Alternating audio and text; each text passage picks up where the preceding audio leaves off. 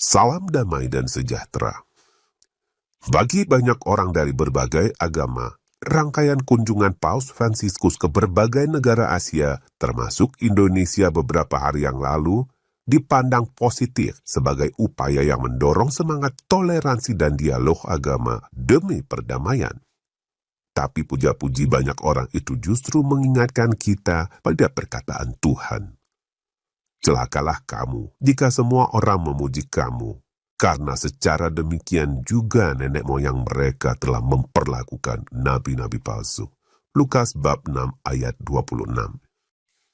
Bagi sebagian orang Katolik, kunjungan Paus tersebut justru mempertegas fakta bahwa gereja Katolik sedang berada dalam krisis yang berat akibat kemurtatan besar yang sudah dinubuatkan dalam kitab suci. Mulai dari ucapannya di Istana Negara bahwa gereja Katolik melayani kebaikan bersama dan tidak melakukan proselitisme atau menarik pengikut agama lain menjadi anggotanya, hingga tindakannya memberi berkat tanpa tanda salib ataupun menyebut Allah Tritunggal dalam nama Bapa, Putra, dan Roh Kudus. Paus Fransiskus sama sekali tidak mencerminkan dirinya sebagai pemimpin gereja Katolik dan wakil Kristus. Dia seolah datang sebagai pemimpin agama ekumenis baru yang merangkul semua agama dalam satu wadah agama universal. Sikapnya sebagai pemimpin agama ekumenis semakin jelas dalam pertemuannya di Singapura dengan sekelompok orang muda lintas agama. Tutte le religioni sono un cammino per arrivare a Dio. Because every religion is a way to arrive at God. Sono, dirò una comparazione, sono come diverse lingue, diversi idiomi per arrivare lì. Sort of a comparison, an example would be they're sort of like different languages in order to arrive at God. Ma Dio è Dio per tutti. But God is God for all. E come Dio è Dio per tutti, noi siamo tutti figli di Dio. And if God is God for all, then we're all sons and daughters of God. Setiap agama adalah jalan menuju kepada Tuhan. Demikianlah yang dikatakannya dengan amat jelas di depan banyak orang muda lintas agama. Pernyataan ini langsung bertentangan dengan perkataan Tuhan dalam Injil. Akulah jalan dan kebenaran dan hidup. Tidak ada seorang pun yang datang kepada Bapa kalau tidak melalui aku.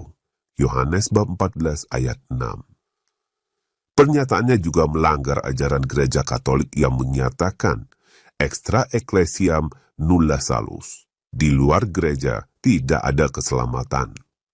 Selain itu, pernyataan tersebut juga sama dengan salah satu pernyataan yang telah dikutuk oleh Paus Pius IX dalam Syllabus of Errors.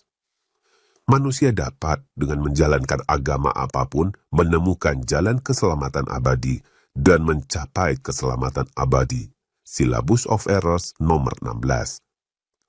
Jadi pernyataan Paus Fransiskus itu menyangkal Yesus Kristus sebagai satu-satunya jalan keselamatan, menyangkal gereja Katolik sebagai satu-satunya agama yang benar, dan sekaligus dikutuk oleh Paus Pius IX.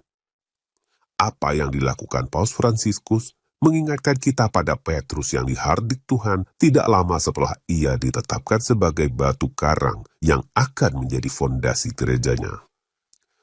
Enyahlah iblis, engkau suatu batu sandungan bagiku, sebab engkau bukan memikirkan apa yang dipikirkan Allah, melainkan apa yang dipikirkan manusia. Matius bab 16 ayat 23. Semangat ekumenis yang ditampilkan Paus Fransiskus menunjukkan bahwa ia lebih memilih apa yang diinginkan manusia ketimbang melakukan apa yang dikehendaki Tuhan. Dan ini adalah tanda yang amat jelas bahwa gereja Katolik tengah masuk ke dalam periode kemurtatan besar yang sudah dinubuatkan Rasul Paulus. 2 Tesalonika 2 ayat 3. Kemurtatan besar di gereja memang hanya mungkin terjadi jika penyesatan itu berasal dari hierarki pada pucuk pimpinan yang tertinggi. Jika tidak, dengan mudah kesesatan tersebut dianatema dan dipisahkan dari gereja. Kemurtatan besar ini tidak dimulai oleh Paus Fransiskus, tapi sudah sejak Paus Yohanes 23 membangkang perintah Bunda Maria untuk membuka rahasia ketiga Fatima pada tahun 1960 dan memilih mengadakan Konsili Vatikan II beberapa tahun kemudian. Konsili sesat inilah yang membuka segala perubahan merusak di Gereja Katolik sampai hari ini. Kemudian proses kemurtadan dilanjutkan oleh Paus Paulus VI yang mempromulgasikan Misa Blastera Novus Ordo untuk menggantikan Misa Latin tradisional. Lalu diperparah oleh Paus Yohanes Paulus II yang membuka tradisi ekumenisme semua agama dengan mengadakan doa bersama semua agama di Asisi tahun 1986. Itu semua adalah rangkaian kemurtatan besar di Gereja Katolik yang terjadi setelah Konsili Vatikan II dan menjadi semakin parah di masa Paus Fransiskus. Pertanyaannya, bagaimana dengan janji Kristus bahwa gerejanya tak akan terkalahkan alam maut? Selain kemurtatan besar, Rasul Paulus juga menubuatkan adanya sisa umat yang setia. Roma bab 11 ayat 2 hingga 5. Dalam sisa umat yang setia ini, yaitu semua orang Katolik baik awam maupun klerus yang menolak pembaharuan Konsili Vatikan II, janji Tuhan bahwa gerejanya tak terkalahkan tetap tergenapi di dalam Gereja Katolik. Dalam sisa umat yang setia inilah seluruh deposit iman, yaitu seluruh ajaran iman para rasul akan tetap terjaga utuh sampai akhir zaman. Terima kasih atas perhatian Anda. Viva Christus.